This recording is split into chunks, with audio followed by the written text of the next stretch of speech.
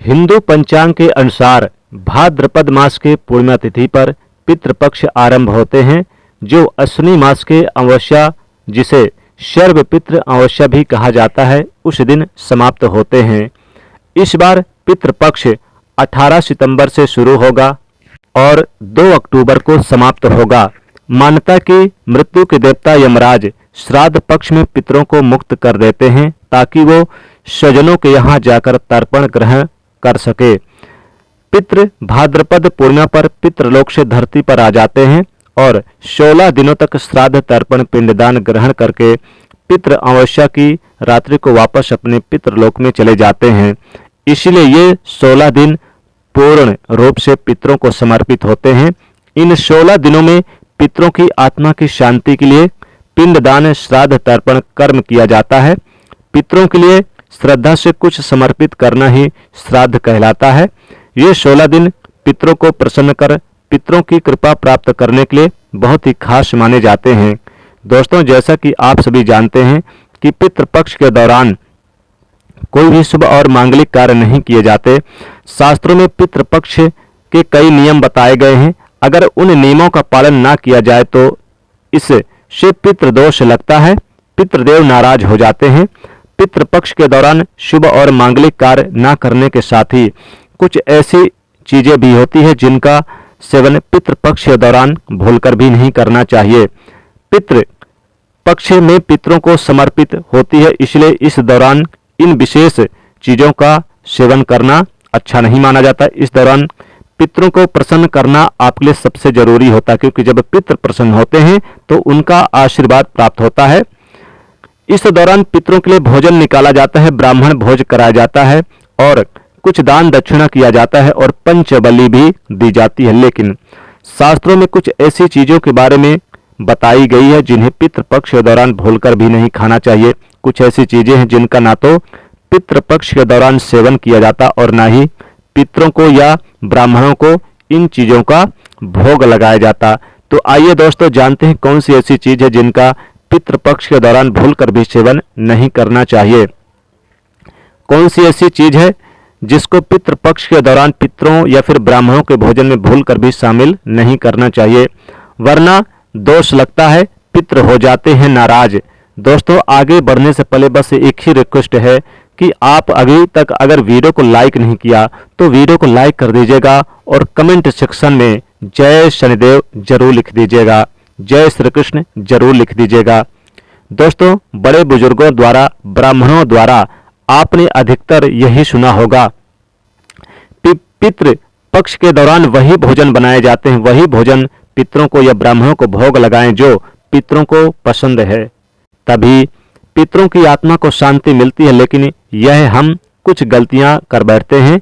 अधिकतर घरों में अधिकतर लोगों के पूर्वजों को प्याज लहसुन पसंद होता है। जो भोजन बनाते हैं तो उसमें प्याज और लहसुन डालते हैं और पूर्वजों की पसंद के हिसाब से भोजन बनाकर ब्राह्मणों को भोजन करा देते हैं, या फिर जिनके पितरों को नॉनवेज पसंद होता है वो नॉनवेज लेकर किसी जरूरतमंद व्यक्ति को पितरों के नाम से दान कर देते हैं, जिससे उन्हें पितरों का आशीर्वाद प्राप्त हो। अगर आप भी वैसा करते हैं तो भूलकर भी ऐसी गलती आगे से ना करें। शास्त्रों के अनुसार पितृपक्ष के दौरान प्याज लहसुन मीट और अंडे का सेवन भूलकर भी नहीं करना चाहिए और पितरों के भोजन में भी इन चीजों का इस्तेमाल भूलकर भी नहीं करना चाहिए। पितरों के भोजन में आप बैगन की सब्जी भी ना बनाएं, साथ ही कद्दू और कुम्हड़े की सब्जी भी भूलकर ना बनाएं, नहीं तो पितृ हो जाते हैं नाराज। शास्त्रों के अनुसार भगवान विष्णु और माता लक्ष्मी जी को पितृ देवता कहा गया है। भगवान श्री कृष्ण जी को पितृ देवता कहा गया है। पितरों के भोजन में यानी श्राद्ध तर्पण पिंडदान सबसे पहले भगवान विष्णु, भगवान श्री कृष्ण और माता लक्ष्मी जी ही स्वीकार करते हैं, उसके पश्चात ही ये पितरों को मिलता है। और भगवान विष्णु और माता लक्ष्मी जी के पूजन में प्याज लहसुन मीट और अंडे का इस्तेमाल करना वर्जित बताया गया है। अगर आप पितरों के भोजन में मीट अंडा प्याज लहसुन बैगन की सब्जी कद्दू कुम्हड़े की सब्जी चीजों का इस्तेमाल करते हैं तो भगवान विष्णु और माता लक्ष्मी जी उसे स्वीकार नहीं करेंगे। और जब भी पितृदेव स्वीकार नहीं करेंगे तो हमारे पितृ भी यानी कि उस भोजन को स्वीकार नहीं करेंगे। इसलिए इस बात का हमेशा ध्यान रखें, श्राद्ध पक्ष के दौरान पितरों के निमित्त जो भोजन बनाएं या ब्राह्मणों को भोजन कराने के लिए जो भी भोजन बनाएं वो बिना प्याज लहसुन और मीट अंडे का बनाएं, नहीं तो पितरों के नाम का ऐसा भोजन आप किसी जरूरतमंद व्यक्ति को दान कर दें। श्राद्ध पक्ष के दौरान पितरों को जो भोजन बनाएं वो बिना प्याज लहसुन और मीट अंडे का होना चाहिए। और ध्यान रखें, पितृ पक्ष के दौरान आप प्याज लहसुन और मीट अंडे का इस्तेमाल भूलकर भी ना करें।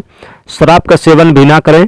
पितृ पक्ष के दौरान वासी भोजन ना करें। पितृ पक्ष के दौरान ना तो बासी भोजन करना चाहिए और ना ही किसी को कराना चाहिए। जैसे कि कुमड़े की सब्जी, कद्दू की सब्जी, इस दिन बैगन की सब्जी भी भूलकर ना खाएं। जरूरतमंद व्यक्ति को आप अपने द्वार पर अगर आया है तो उसे बासी भोजन भी ना कराएं। शास्त्रों में बताया गया कि पितृ पक्ष के दौरान पितृ किसी भी रूप में आपके द्वार पर आ जाते हैं और अगर ऐसे में आप पितरों को बासी भोजन देंगे तो इससे आपके पितृ देव तो नाराज होंगे, साथ ही पितृ दोष लगेगा। इसीलिए इस बात का विशेष ध्यान रखें। तो बासी भोजन आप स्वयं ना करें और ना ही किसी को दें। पितृपक्ष के दौरान चने का सेवन भी वर्जित होता है, यहाँ तक कि चने के सत्तू भी नहीं खाएं। चने के बेसन इस्तेमाल कर सकते हैं, बेसन की सब्जी बना सकते हैं, लेकिन काले चने और भुने हुए चने का सेवन पितृपक्ष के दौरान ना करें। पितृपक्ष के दौरान चने के सत्तू के अलावा और भी किसी भी प्रकार के सत्तू का सेवन नहीं करना चाहिए। दोस्तों, पितृपक्ष में पितरों को भोजन बनाते समय भोजन में चावल, दाल या रोटी ना बनाएं। पितरों के लिए सदैव पक्का भोजन जैसे कि पूड़ी, कचौड़ी, पराठे, हलवा, खीर इत्यादि बनाए जाते हैं। पितरों के भोजन में कच्ची चीजें चावल, दाल और रोटी बनाई जाती है। आप स्वयं भोजन में चावल, दाल, रोटी का सेवन कर सकते हैं, लेकिन पितरों का जो भोजन बनाएं तो या ब्राह्मणों को जो भोजन कराएं उसमें चावल, दाल और रोटी ना बनाएं। पितरों को जो भोजन बनाया जाता है उसमें आप मूंग और उड़द की दाल की कचौड़ी, बड़े वगैरह बना सकते हैं, लेकिन दाल ना बनाएं। दाल के में पितृपक्ष के दौरान आप मसूर की दाल का सेवन ना करें, शास्त्रों में इसे वर्जित बताया गया है। मसूर की दाल के अलावा पितृपक्ष के दौरान काले नमक, काले जीरे का सेवन भी नहीं करना चाहिए और ना ही ब्राह्मणों के भोजन में इन चीज़ों को शामिल करना चाहिए।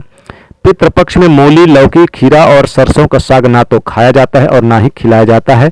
श्राद्ध पक्ष में इन चीज़ों को खाना और खिलाना दोनों ही वर्जित होता है। श्राद्ध पक्ष के दौरान पितरों के भोजन में नींबू नहीं डाला जाता। आप स्वयं नींबू का सेवन कर सकते हैं, लेकिन पितरों के भोजन में, ब्राह्मण भोजन में नींबू ना डालें। पितृपक्ष के दौरान कई तांत्रिक क्रियाएं भी की जाती है, इसीलिए इस दौरान दूध, दही या सफेद वस्तु, खाद्य पदार्थ जैसे कि सफेद रंग की मिठाई, बर्फी इत्यादि का सेवन नहीं करना चाहिए। पितृपक्ष के दौरान गाय के दूध के सेवन करने से बचना चाहिए, खास पर वो गाय जिसने हाल ही में बच्चे को जन्म दिया हो। ऐसी गाय के दूध का सेवन भूलकर भी ना करें।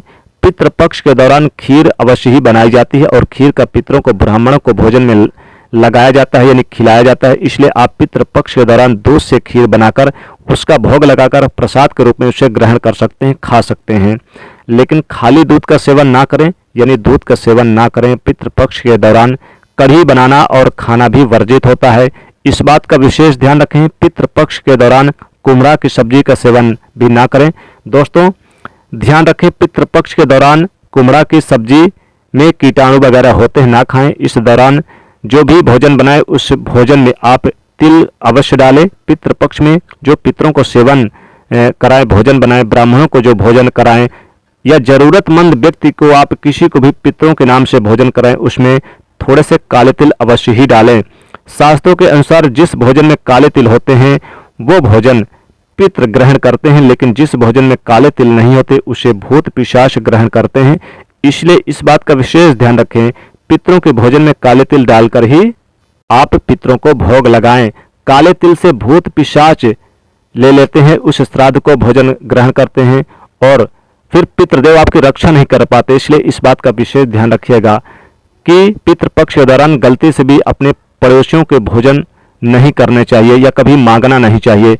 पितृपक्ष के दौरान उधार लिया हुआ पैसा अशुभ माना जाता है, इससे उल्टा कर्ज का बोझ बढ़ जाएगा। पितृपक्ष में किसी से भी पैसे लेकर आप पितरों को तर्पण, दान या फिर भोजन ना कराएं। पितृपक्ष में कोई भी ऐसा कार्य ना करें जिससे आपके पितृ नाराज हो जाएं। आप थोड़े से ही प्रयासों से पितृदेव को प्रसन्न कर सकते हैं। तो दोस्तों, सच्ची श्रद्धा से कमेंट बॉक्स में लिखें जय श्री कृष्ण। साथ ही वीडियो को लाइक करिएगा, शेयर करिएगा, चैनल को सब्सक्राइब करिएगा। जय श्री कृष्ण।